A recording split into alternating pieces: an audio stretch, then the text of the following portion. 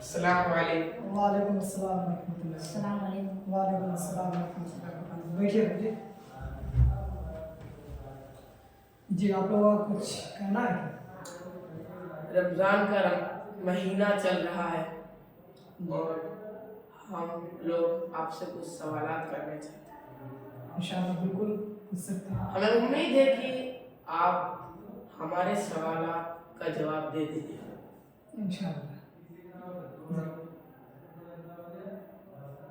کیا پوچھنا آپ کو؟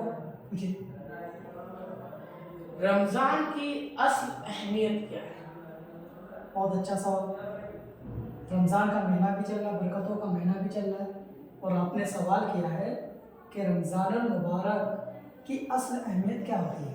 آپ نے یہ پوچھا ہے نا کہ رمضان المبارک کی اصل اہمیت کیا ہے۔ اور دیکھو تو آپ کو بتا دیں کہ رمضان برکتوں اور رحمتوں والا مہینہ ہے۔ کون سا مہینہ ہے؟ برکتوں برکتوں اور رحمتوں والا مہینہ ہے، جس میں جو ہے اللہ تبارک و تعالیٰ نے اس مہینہ میں خاص کر کے قرآن مقدس کو کیا کیا؟ نازل فرمایا، اتارا۔ نازل کا مطلب کیا ہوتا ہے؟ اتارنا۔ تو اللہ تبارک و تعالیٰ نے اس مہینے میں قرآن مقدس کو نازل فرمایا، یہ رحمت والا مہینہ ہے۔ اور دوسرا بات کیا ہے کہ مسلمانوں پر اسی لیے رمضان کا مہینہ کیا گیا ہے؟ فرض کیا ہے۔ ٹھیک ہے، سمجھ میں آ گیا آپ کا سوال جواب؟ میرا دوسرا سوال ہے، جی روزہ اسلام کے لیے کیوں فرض کیا گیا ہے؟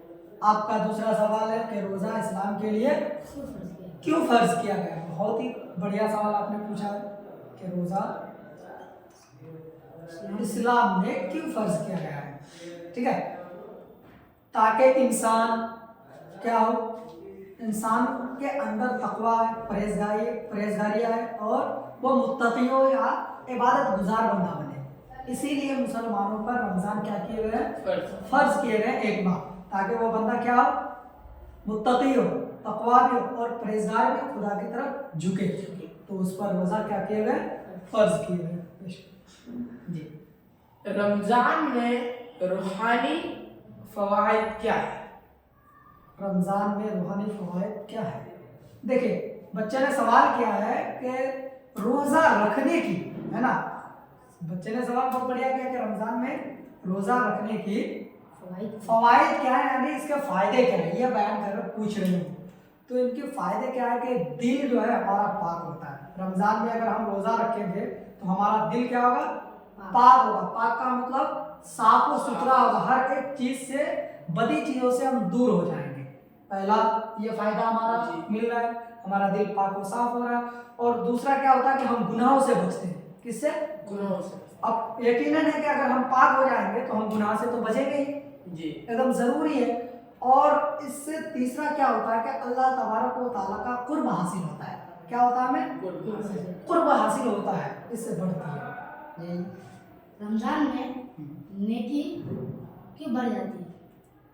رمضان میں عبادت کا ثواب کیوں بڑھ جاتا ہے؟ آپ کا سوال یہی ہے، کیا سوال ہے آپ کا؟ رمضان میں عبادت کا ثواب کیوں بڑھ جاتا ہے؟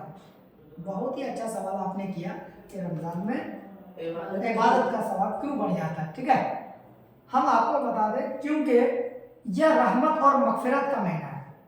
رمضان مبارک جو ہے نا، آپ یقیناً ہمیشہ مان کے چلے کہ جب بھی رمضان المبارک کا مہینہ اسٹارٹ ہوتا ہے تو مسلمانوں کے لیے رحمت اور مغفرت کا مہینہ کیا ہو جاتا ہے؟ شروع ہو جاتا ہے۔ ٹھیک ہے، تو ثواب آپ نے پوچھا کہ رمضان میں ثواب کیوں بڑھ جاتا ہے عبادت کا نا، تو یہ مغفرت اور رحمت کا مہینہ ہے، جس میں نیکیوں کا ثواب جو ہے کئی گنا بڑھا دیا جاتا ہے۔ ہم ایگزامپل کے طور پر آپ کو مثال کے طور پر کہہ دیں کہ جیسا کہ ہم اس مہینہ سے پہلے یا اس مہینے کے بعد اگر کوئی ایک نیکی کریں گے تو اس میں ہمیں 10 نیکی ملے گی۔ کتنے نیکی؟ 10 نیکی ملے گی۔ اور اس مہینے میں وہی اگر ہم ایک کام نیکی والا کام کریں تو اس 10 نیکیوں کا ہم کو کتنا نیکی ملے گا؟ 70 گنا نیکی ملے گا۔ تو یہی رمضان کا ثواب کا مقصد ہے کہ بڑھا دیں۔ سحری اور افطاری کی کیا فضیلت ہے؟ بہت ہی بڑھیا سوال آپ نے ابھی کیا کہ سحری اور افطاری میں دونوں میں کیا افضل ہے۔ افضل کا مطلب ہم آپ کو سمجھا دیں، یعنی کہ اس میں کیا فرق ہے اور اس میں کیا فرق ہے، یہی کہنا چاہتے ہیں۔ مطلب اس میں کیا افضل ہے، اس میں کیا افضل ہے۔ تو ہم آپ کو بتا دیں کہ سحری میں برکت ہے، क्या है, बरकत। सहरी में बरकत है। और अफ्तारी के वक्त जो है दुआ कबूल होने की टाइमिंग है वो। आप जैसा कि अफ्तारी के लिए बैठ गए, और लिहाजा आप लोग इतना याद हमेशा रखिएगा कि जब भी अफ्तारी के समय बैठे तो कम से कम 10 मिनट पहले बैठे। कब? 10 मिनट पहले बैठे। किताबों में आता है कि अगर आप 10 मिनट पहले अफ्तारी में बैठ रहे हैं, ठीक है, आप 10 मिनट पहले अफ्तारी में बैठ रहे और अल्लाह की तरफ अपने पूरे दिन का भूखा रहना और अपने दिल को खुदा की तरफ झुकाए रखने की वजह से और खुदा की इबादत करने के बाद, और जब इफ्तारी के समय आप बैठेंगे और उस वक्त अल्लाह तबारक व तआला के सामने अपने दोनों हाथों को उठा करके दुआ मांगेंगे, तो अल्लाह तबारक व तआला उस वक्त आपकी दुआ को इंशाअल्लाह क्या करेंगे, कबूल फरमाएंगे। ठीक है, उम्मीद है कि आप इस सवालों का जवाब समझ चुके होंगे। जी। आपका आगे कोई सवाल है? रमजान हमें सब्र कैसे सिखाता है? बहुत ही बेहतरीन सवाल कि रमजान हमें सब्र कैसे सिखाता है। ठीक है, तो मैं आपको बता दूं सब्र कैसे सिखाता है कि भूख, प्यास और ख्वाहिशात क्या पर काबू रखकर हमें सब्र सिखाता है।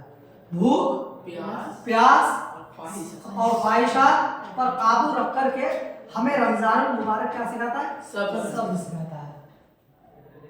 बस, आपका और कोई सवाल है?